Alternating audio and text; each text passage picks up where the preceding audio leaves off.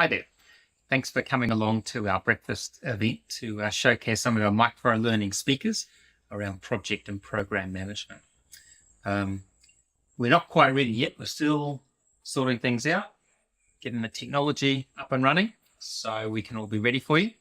So in the meantime, have a look at a few of these snippets and it'll give you a bit of a taster as to some of the other micro-learning modules that we've got, some of the speakers we've got coming up in store over the next 12 months. Thanks so much. Talk to you soon. Cheers.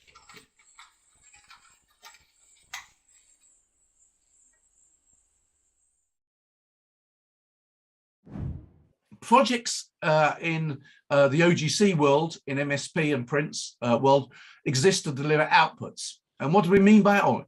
PMI calls them deliverables. It's a thing. Usually it means you can have your photograph taken next to it. You know, if you can tap it, it's an output.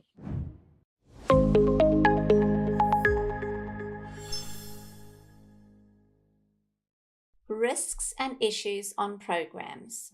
So when you've got a whole load of things on your risk register, have a look through them and go, what are the causes that we have? What are the big answers to lots of these things? But it's useful to say, am I looking at an effect or a cause when you're looking at the risk register?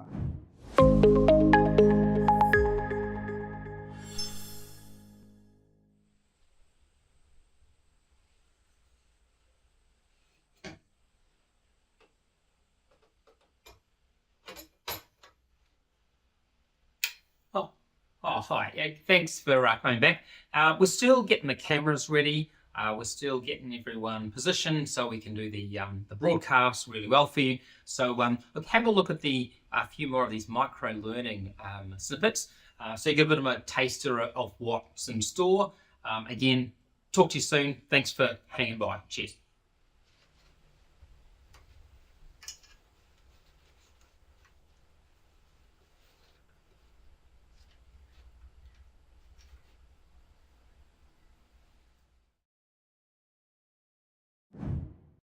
What are the benefits of vaccinating children against flu? Well, presumably it means the kids don't get flu.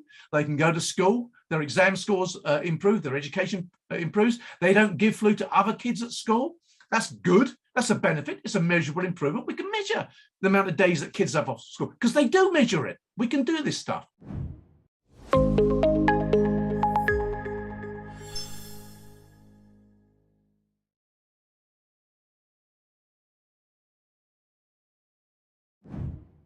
A team member may say something like, this new project is negatively affecting our team, and that's not being taken into consideration at all. So an active listener could respond by reflecting back. What I'm hearing you say is this new project will have negative consequences for your team. So I'm not parroting back, I'm reflecting back what I'm hearing in my own words.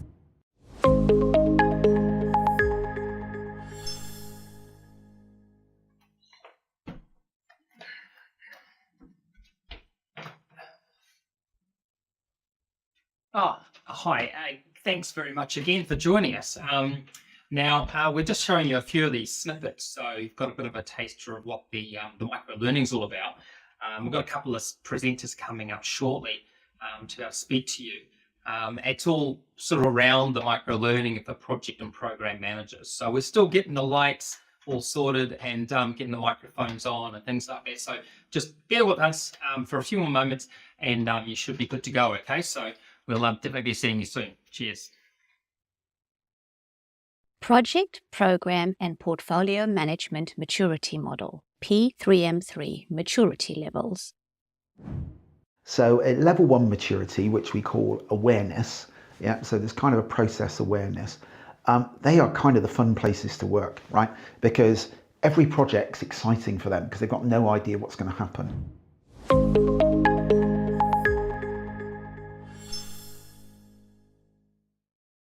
Establishing an enterprise project management office.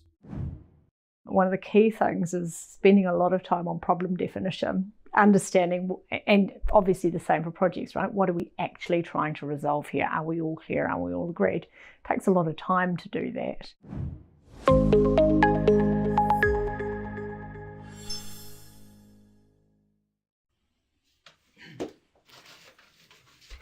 I don't know. Is this the right cable? I can't work it out. Look, we're going to be just taking a little bit longer to get this ready. We've got a few cables here that we're not quite sure where they're meant to go. But once we've got those in, we'll be up and running. So look, keep enjoying yourself watching these micro learning snippets. They'll no doubt give you a bit of knowledge around project and program management. So yeah, talk to you soon. Cheers.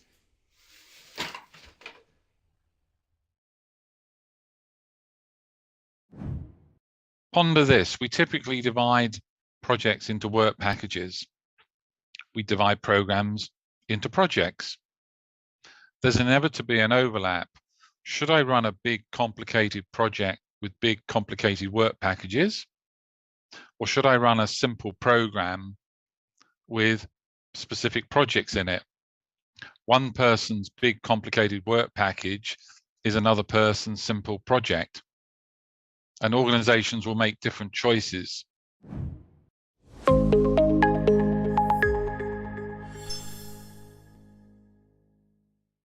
Multiple diverse infections. When they scan your temperature, if it was above 37 or something, you were a potentially Ebola carrier. Now, the problem is in a country like Sierra Leone, your humidity is hot. We're right in the midst of malaria season. And then you've got huge HIV cases going on as well.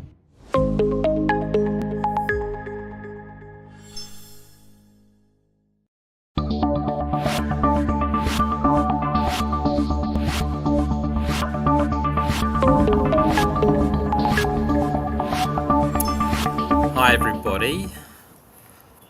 Welcome to Auckland, New Zealand.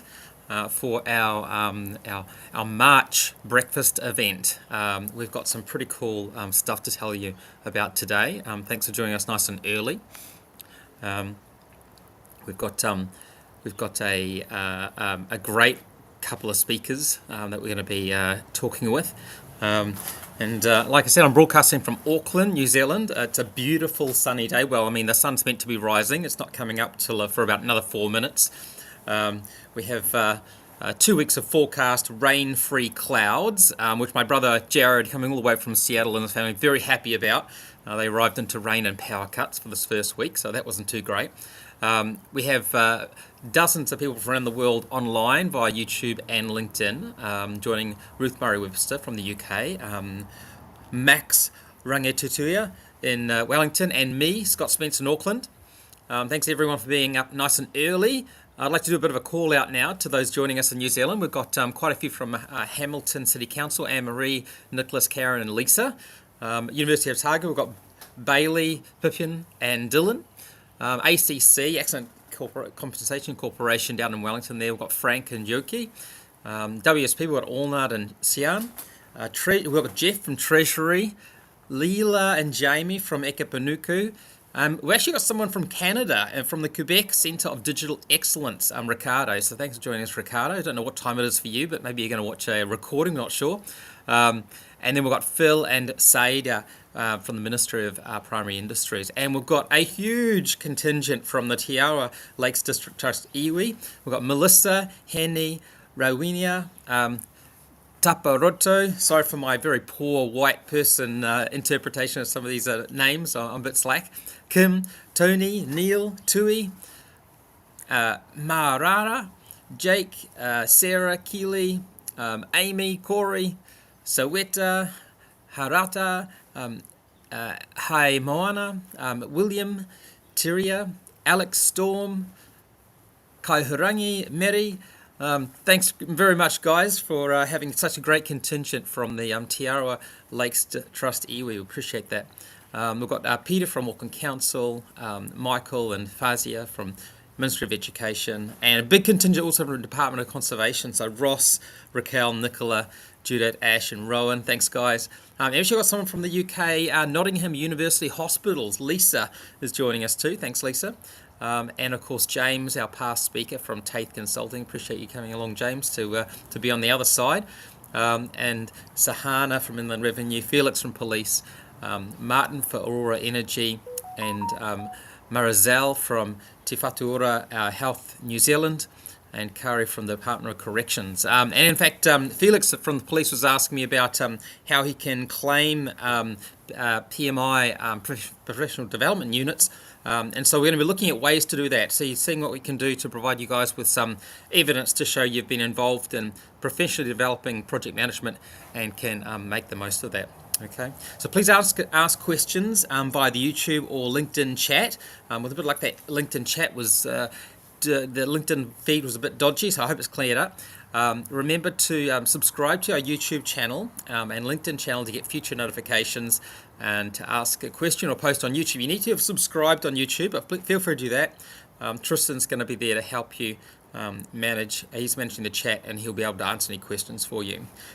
So please remember to continue the conversation and post messages online and at your workplace. Okay, so let's see if we can get people talking about this sort of stuff, get them talking about project management, get them interacting about project management. If you can share this event, it just helps promote it. Let's get a big community of interest, a network of people together interested in this whole project management stuff. So we've got Ruth Murray-Webster talking about challenges in risk management here in Auckland, and tomorrow morning in Wellington, she's going to be talking about intelligent risk conversations. So if you haven't signed up for that event tomorrow morning, please do so. Ruth's the lead author of both the Management of Risk and the Managing Successful Programs guidances from Axelos. Ruth's based in the UK, but plans to visit down here because she's got family coming down here to live in New Zealand, which is pretty exciting for us. Look, no further ado, Ruth, I'm going to put you online and let's see if we can get you here. Oh, push all the right buttons and I'll transition to you. Hello everyone. Hopefully you can both see and hear me. It's a real pleasure to be with you. It's Tuesday evening in the UK, and I just want to give a shout out to Lisa for joining. So that's one person who'd seen my LinkedIn post and has joined from the UK. Thank you, and really lovely to be with you all. Not sure who's a cricket fan, but devastated to know that New Zealand beat England by 1 run at cricket today. That's not what I was expecting. That was a risk I did not anticipate yesterday. Anyway, I guess the fact that you're all here is because, as part of your work in projects and in your organisation, you experience some challenges in managing risk. And the first thing to say is that is really normal. It's normal for it to be challenging. It's normal for it to be difficult to get risk management really working well. So what I want to do is just start with some points that I guess validate why managing risk in organisations is challenging and why we're not mad if we find it hard. And then from there, we can move on to maybe think about some things to do. So, for all of us, for individuals, risk management's natural, for a human. We intuitively focus on what we want, our objectives, and we make decisions that we judge will get us our objectives. Some of us are more focused on meeting short-term objectives and more instant gratification. Some people are more long-term focused, and there's something in our psychology about that. But we all get it. We all know how to do this. But even if we just think about an individual level, often, that in the moment perception of risk is often skewed. So, my objective might be to go and pick up a child from school on time, and I'm running late. So I drive over the speed limit, which endangers others, and I risk my license to get there on time. And of course, it's also my objective to keep my driving license, and it's my objective not to harm other people. But in the moment, my risk-based decision is skewed to what's most urgent in my mind. So that's really normal. That's really normal for individuals, and that's hard enough. But collectively, when we're working in teams, project teams, other teams, it gets more complicated because we don't have single objectives. We have multiple competing objectives and also multiple competing perceptions of what's risky and why and what should we do. So it's natural to start with, but we get it wrong as individuals, and it gets more complex with the collective. Because in organisational settings, there are obviously lots of pressures. And it can be deeply counterintuitive for people to spend time thinking about and spending, precious time and money on things that might never happen. That's what we're talking about with risks. They're things that only might happen. So, if you're leading a project, or you might be leading a business, you might be leading a charity, there are many more things that might happen than will happen. And for many leaders, going with their gut seems a more rational approach than sitting around thinking of all the things that might happen and spending, time and money on things that might never happen. And this is really exacerbated if the culture where you work is one that rewards the heroic firefighter rather than the diligent fire prevention department. So perhaps some or all of these points are resonating with you, and it'd be great to just hear your points of view about that shortly. But I'm just going to carry on and say, given all that, just another few minutes to get us thinking about, well, what can we do about that? And I want to really focus on the thing that I've learned over the years is the most important thing to do. And that's to focus on objectives, the things that matter most. Now, you might be thinking now, like, what? That's it? Like, isn't that obvious? But let me make my case for why not only is this vital, but how I see organisations and projects large and small not doing it all the time. So first of all, the case for focusing on objectives. We do risk analysis, to understand risks and to prioritise them, to help us make good decisions. That's its purpose. So, at the most fundamental level, we create value from anticipating and taking considered risks. It's an idea deeply grounded in economics. If all organisations were the same, there was no difference, everybody did the same thing, then there would be no value created. So we create value by doing something different, and that means embracing uncertainty and taking risks. So just understanding the risks associated with the decisions that we're taking is really important, and that's why we do risk analysis. So to create value. And then risk management, the doing something about it. So that's investing in actions now to either change the chance of the risk occurring or the size of impact on objectives if it did occur. That's about protecting value. So it's given the decisions that you've made, for example, the decision to invest in a project, the best chance of leading to the outcomes and benefits that you actually want. So, I would say, be thinking to yourself now, so what do you want in the work that you're doing? You might be thinking about a project at work. You might be thinking about a project at home, in your family or in a community group. But what do you want the most? What matters the most? Risks to what? And I just want to share with you a real and absolutely real, but you may think quite shocking example, and this relates to what I think is still the biggest infrastructure project in the whole of Europe, happening in the UK. The driving objective for that project is safety, closely followed by schedule. Every month makes a massive difference. It's going to take, up to 10 years to deliver this thing. But every month makes a massive difference. But yeah, in this organisation, I went to work with them just over a year ago to help them transform the way that they were doing risk management. What I found was in this schedule-driven project that all the risk information was expressed as a cost impact. So they knew the cost value of each risk, Risk databases full of risks that would impact on cost, but providing no intelligence to decision makers about what they could and will do to protect schedule.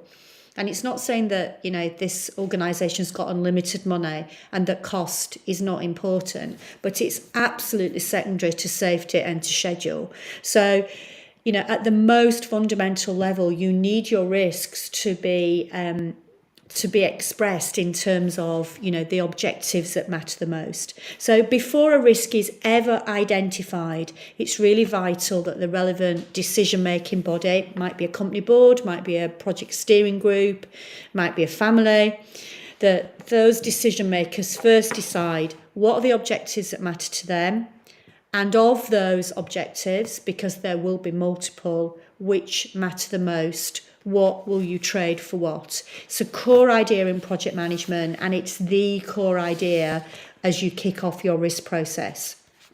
And then with those decisions made, the amount of variation from objectives can be determined. So, you know, how much can we be off track before it would be catastrophic to our business case or our core purpose and value? How much risk is too much risk? And this is input to the calibration of impact scales that you'll then use throughout the risk process. So there are lots of techniques for doing this. There's, if you're familiar with Management of Risk, 4th edition, there's lots in there, lots of other books around, guidance around, my books, one of my books, don't know whether you can see that. Oh, not very, can't even see the title. There you go. Making Risk in Important Decisions, a leader's guide, but lots of other resources around for helping you really understand how you can calibrate impact scales and express how much risk would be too much risk. So my challenge to you, I'm going to bring my sort of formal bit to a close now, but is to go back to those calibrated impact scales in the organisations or on the projects that you're familiar with, and ask, are these driving the right behaviours? Are they enabling the most important risks to be seen and heard? And are they enabling precious time and money to be invested in managing the right things? One of my roles, I'm a non-exec director on the Audit, Risk and Assurance Committee of a major government department in the UK, the Home Office. We have beautiful slide decks of risk information presented to us at board. But how do we know that the risks that we're seeing are the most important risks? Only by first going back to objectives and the calibration of impact scales. So 3 questions for me are at the heart of fixing bad practice.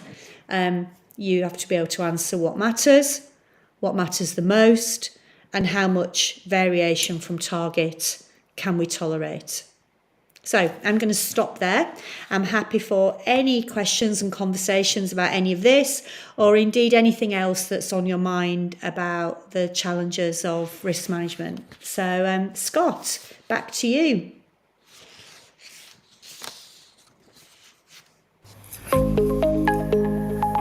Yeah. Thanks very much, Ruth. Now we're going into more of a group discussion here. I'm interested to hear what your experiences are in making sure you've got how do you make sure you've got an impartial evaluation of the risk? Like when you're on that council, do you have project managers and program managers step up and sort of face the grill of having everyone there and questioning you about risk? Or do you sort of keep it arm's length and say, submit it as a separate document, we'll look at the data as it arrives? Yeah, I mean, it's a really good point, isn't it? I mean, certainly on the that Home Office board, we're presented with, you know, a lot of data in terms of dashboards, but then each time we'll have seen that data in advance, and then we ask people to, you know, come and speak to a particular risk, where we would then explore some of the things. But, you know, at the heart of that question, you know, about impartiality, yeah, you know, it's really easy, isn't it, for project managers just to spin the line they want to spin to their seniors with risk information. We can all play Yeah. that game, and it's a really stupid game because it does nothing for value.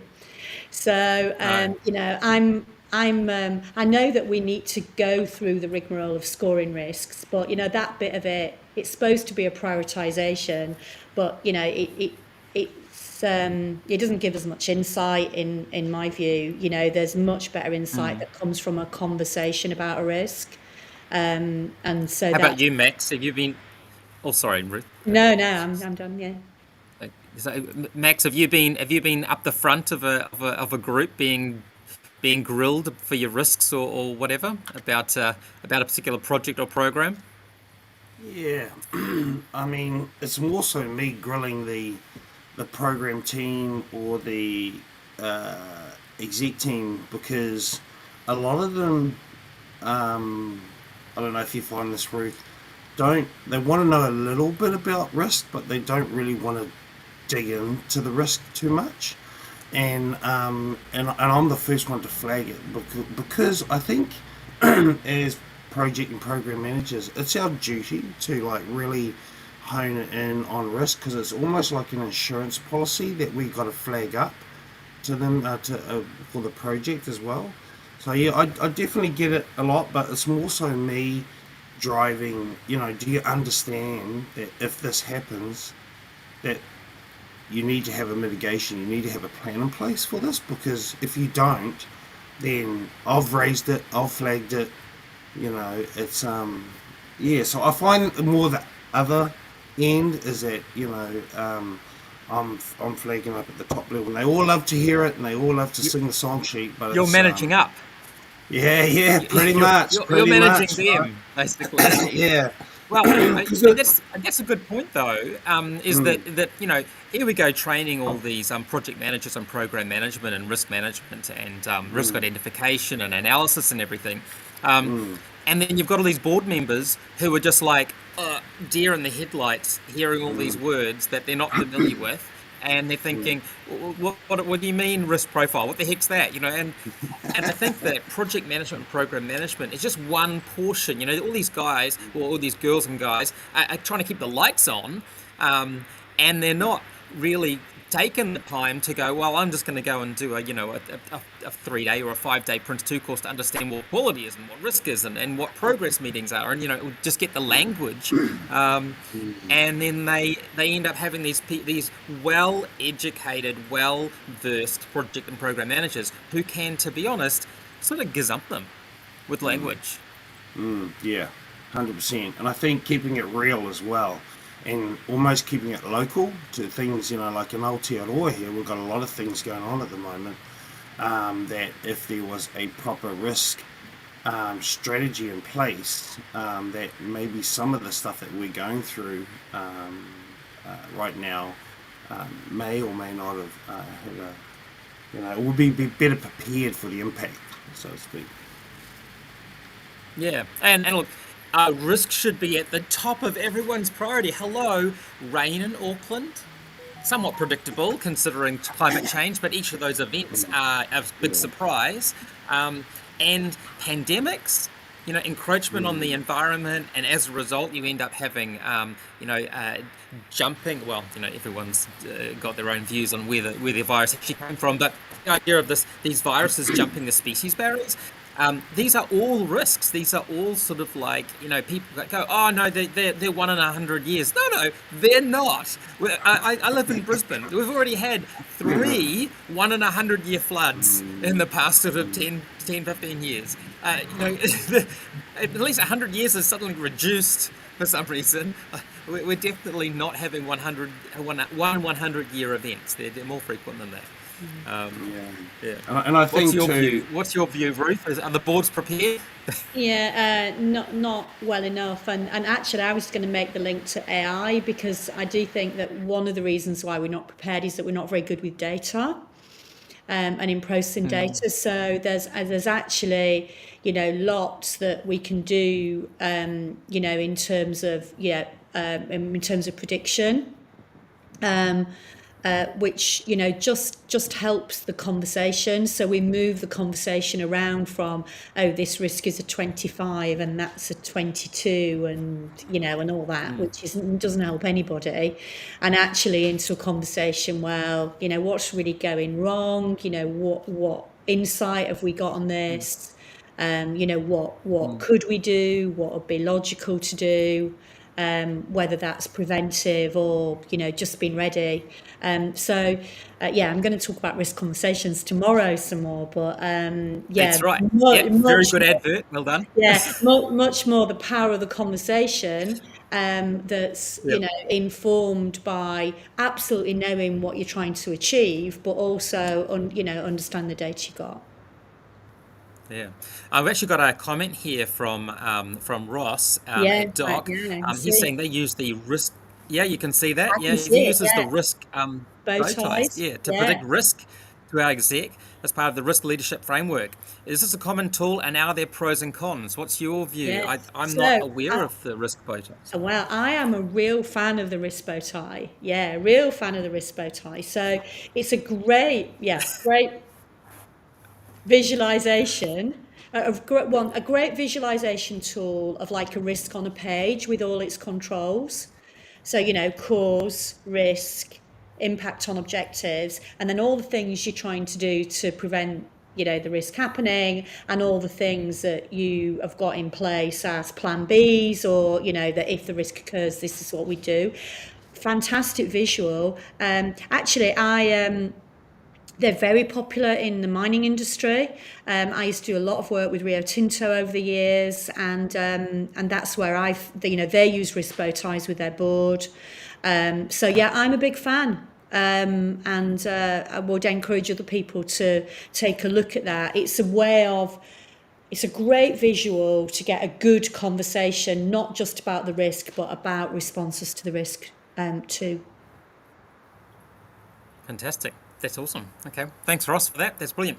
We've got a bit of a surprise for everyone. So let me first of all sort of cut to a commercial break just a moment, and I'll zoom over to that. It's just me talking, but it's almost like a commercial break.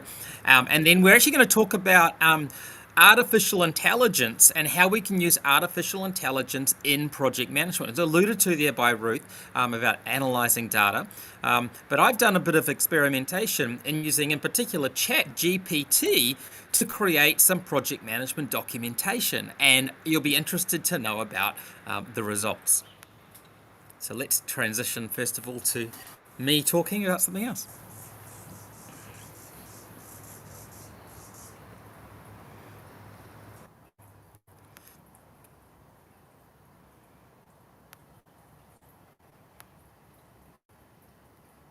Okay.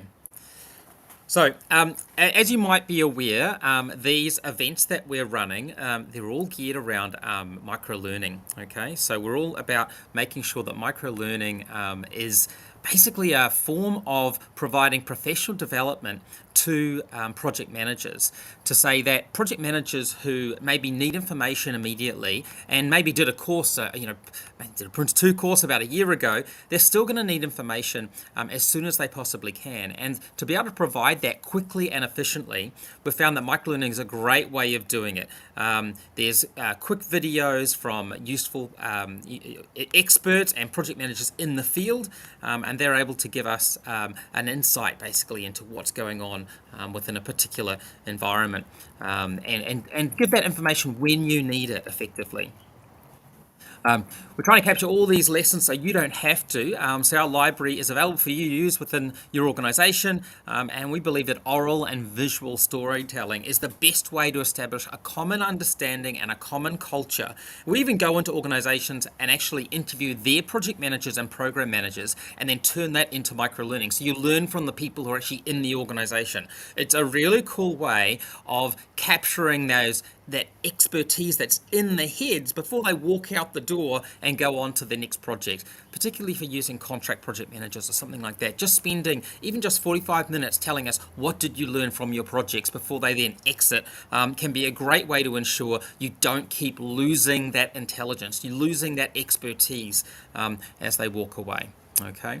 Now, go back to the group discussion, because I'd like to involve everyone in this. I'll give a bit of an introduction as to what I've seen around intelligence and artificial intelligence.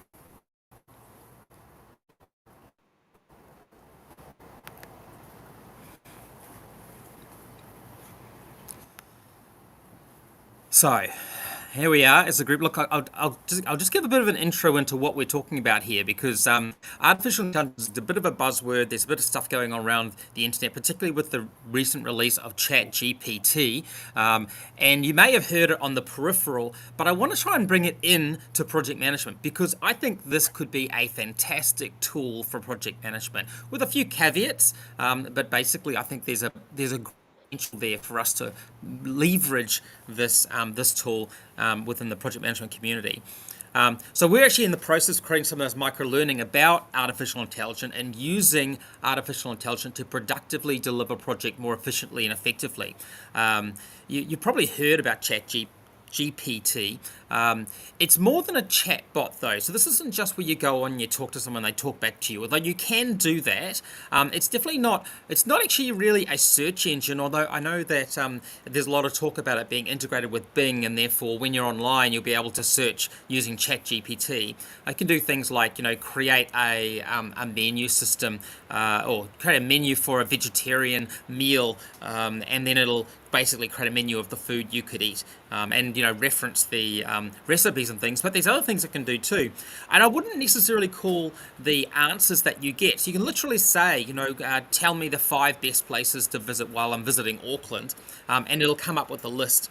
It's using all of the data that it's sourced from the internet, but sometimes the answers aren't just clueless, but they're cluelessly clueless, meaning that ChatGPT has no idea that it has what it's saying.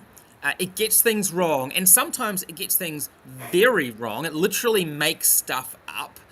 And so if you're asking, say, for examples, I did this. I asked it to provide me with some examples of using virtual reality within a learning environment.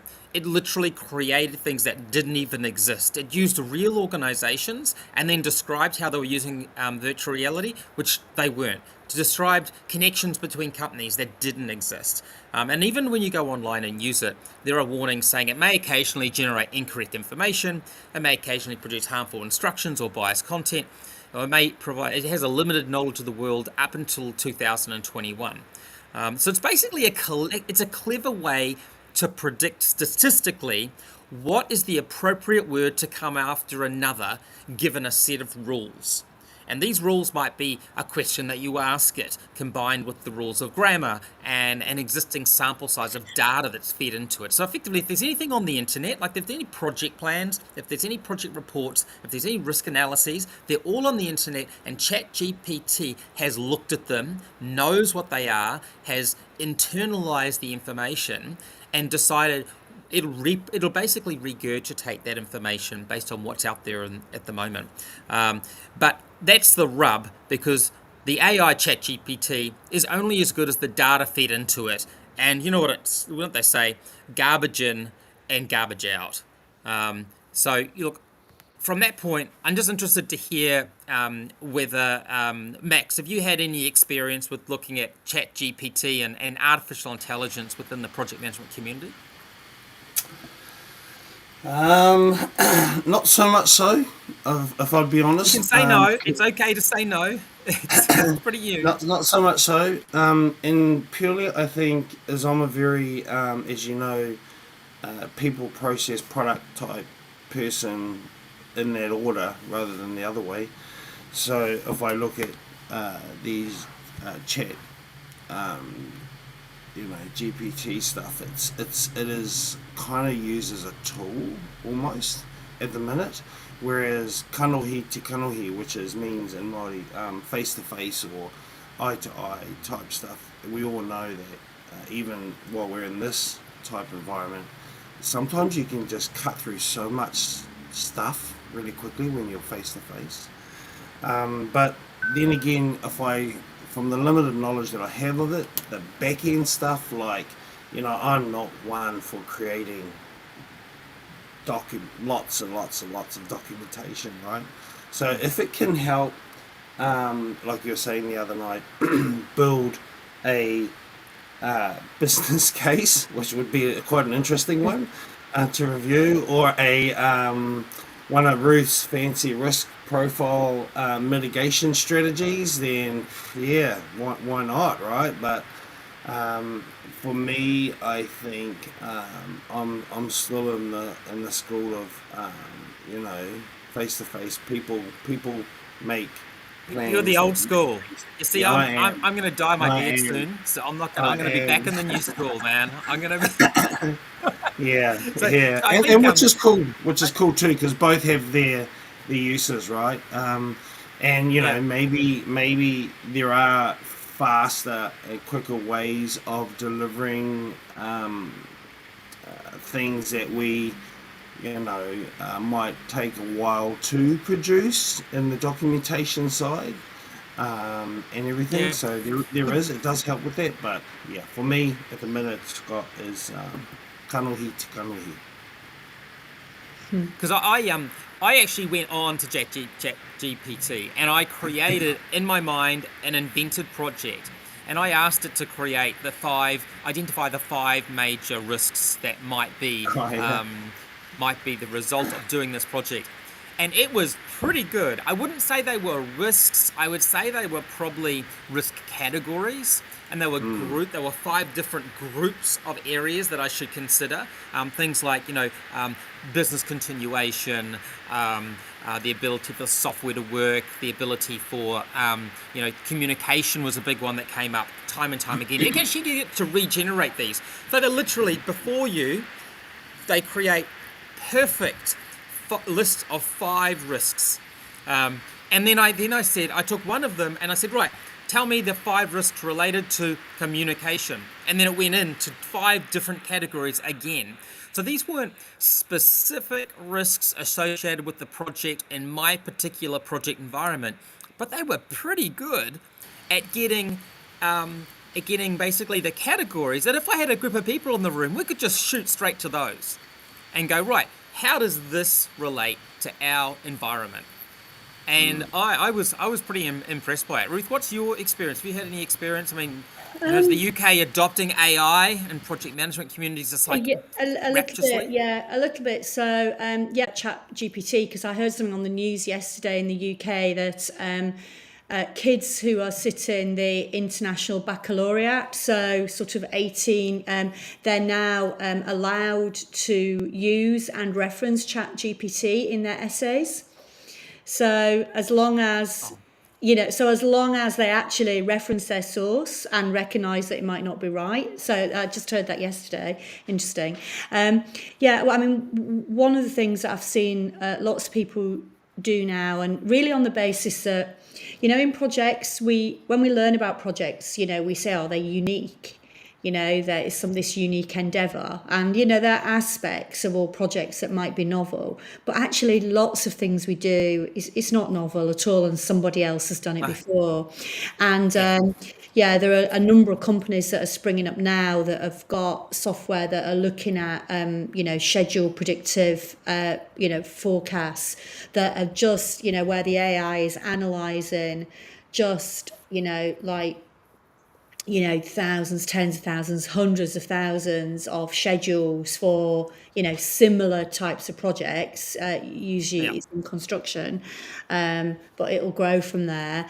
And saying, from here, the riskiest parts of these schedules. So it's not looking at risk events, but it's saying, for example, lifting operations are risky operations. Right. So if you're looking at risks to schedule, if you really, you can focus in on risky parts of the schedule. So that's real stuff that real organisations are using now. And I'm an old lady, but this is the future, isn't it? I think it's awesome. I mean, I was thinking of things like, could it write your reports? Could it write your business cases? Could you say, how long will it take us to, build this path that's 3 kilometers long over, flat terrain? there's bound to be data like that somewhere on the internet that That ChatGPT yeah. has found That last that question, we don't know. yes, yeah. That last question, yes. Yeah. I think, I'm with Max, as an input, but then a conversation would be where I would be today on the technology. But I think we can't ignore it. Yeah, it's definitely going to get things wrong. I think it's been prematurely released, I reckon, as a search engine. I think that people are going to be fooled by it, thinking that it's correct. But then, having said that, it's just a reflection of the internet. The stuff on the internet is not correct, and people sometimes go to it and think that it is. Just because it's published on the internet doesn't mean it's going to be. But is it cheating? I mean, I'd love to know what people out there in YouTube and LinkedIn world think. Is using ChatGPT for project management activities, is it cheating? Do you have to declare it? Could you create, for example, your initial risk analysis, just a real, rough guide just to get an idea of, is it worth even considering this project? Is it worth using ChatGPT, and should you be saying you've used it? Or will you be looked at by your colleagues and going, oh, blooming heck, that person's not really doing their job, they're outsourcing it. I like the idea of being able to quote it. It's going to be is it just like spell checkers? Everyone thought spell checkers were a cheat. Is using AI actually a cheat? If you use AI and then you review it and you check that it's correct, you fact check it, or you work out, is this appropriate for our project? Does that then make it yours? I think that the idea of ChatGPT replacing a project manager is a long way off. I'm not going to say it's never going to happen, but it's a long way off. But I even asked it to create a plan for mitigating a risk, and it gave me a plan with 10 steps of what to do.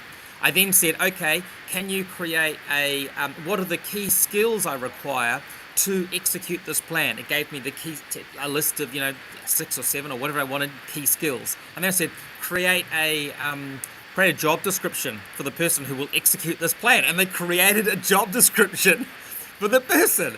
It's not too far away. It's going to be like, just send it off to LinkedIn, or send it off to Seek, or send it off to whichever, recruitment, and it's all done for you. And the scary thing is, it's really good. Like, it's good stuff. It needs a bit of tweaking, but this is just the beginning. We've only had this for sort of, a few months. They've been working on it only for a few years, or probably not even a decade. What's going to happen in 10 years' time when I'm old and even grayer?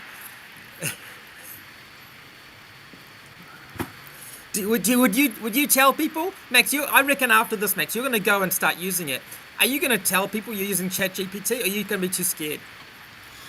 Well, I don't know. I mean, we're moving so fast, even in this, in what matters out there in society, right? So what truly matters? If your whole world like yours does, Scott, revolve around training people to be better people in your instance, in your cases, to be better project and program managers, and all the peripheral that comes with that. Is that the purpose or the difference that we want to make out there in society, right?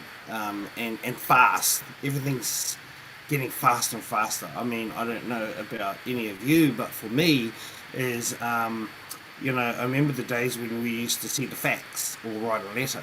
It takes 7 days to get there, 7 days to get back, right? And now you're talking about talking into this machine that can write your emails, read it faster than you can even read it faster, summarize all your own documents, etc., etc., etc. Build project plans, maybe even sit a Prince 2 course for you via ChatGPT, maybe, So it makes there's that whole dynamic of what's it doing, what impact are you having on a society out there.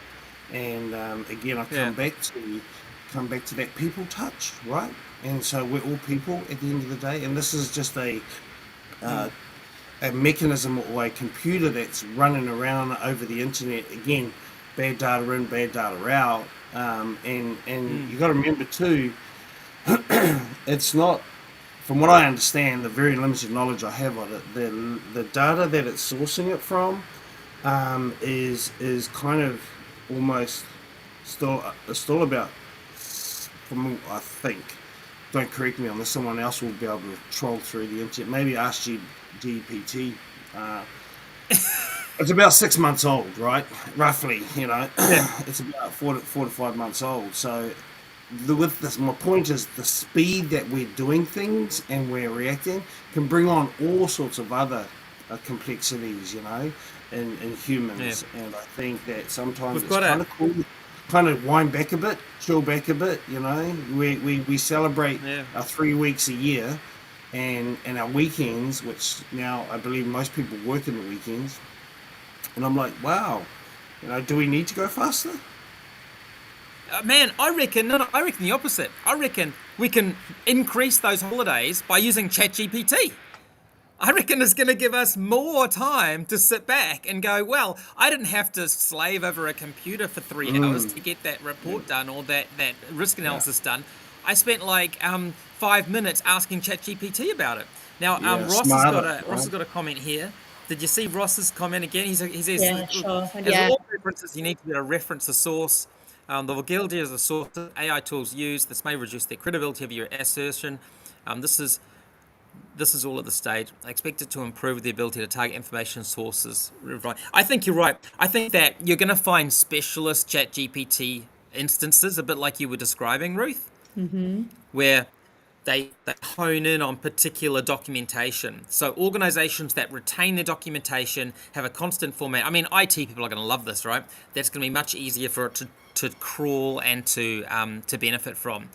I think more Ruth about that?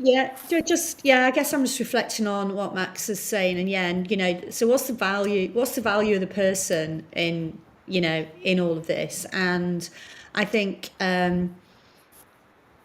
we're not, who knows what will happen in future, but right now, technology can make, information available to us that it would have been really difficult to get hold of in the past. So the examples you've been given, and that's a good thing, but it's a bad thing if we use it completely blindly. So the decisions are made by the people, but I would say that, in project world, and particularly when it's coming to putting together business cases and, forecasting, and planning, sometimes we're doing it blind. We plan like no one's ever done anything like this before. And so actually any technology that can help us just understand what other people have done, but then you've still got to make a choice yourself, and I don't want to live in a world where the machines make the decisions for us. It'll come. But one thing to close on is that projects to date, roughly 50% of them deliver late, don't deliver the benefits, don't deliver on time, on budget. And if ChatGPT is based on that data, are we forcing ourselves into a future of mediocrity and accepting that as the baseline? And I think that those project managers who can do it themselves, who do things in novel ways and different ways and don't regurgitate what's done in the past, they're the ones that are probably going to stand out. So you're going to end up having ChatGPT supported or not ChatGPT supported project managers. So we'll see. Anyway, let's close off now. So thanks very much, guys. I'll just have a bit of a chat here, but thanks for attending.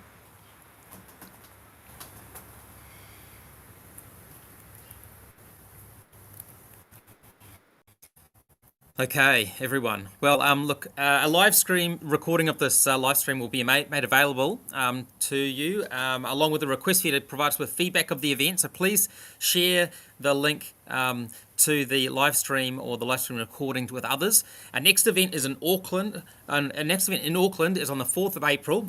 We've got Rod Sowden joining us to talk about program management visions and blueprints.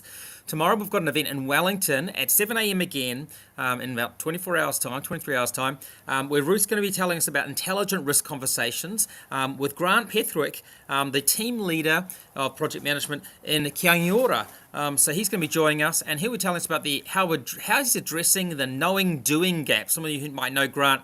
He worked at Treasury and really did encourage people to use project and program management methodologies. And now he's doing it. He was doing it before, but now he's doing it again, and he's going, wow, it's actually pretty hard. So he's going to tell us about that and talk about his learnings. So feel free to visit cclearning.cc to book future breakfast sessions. If you're interested in a microlearning library, reach out to us via our website or give me an email. Thanks for coming, and we look forward to seeing you at a future event.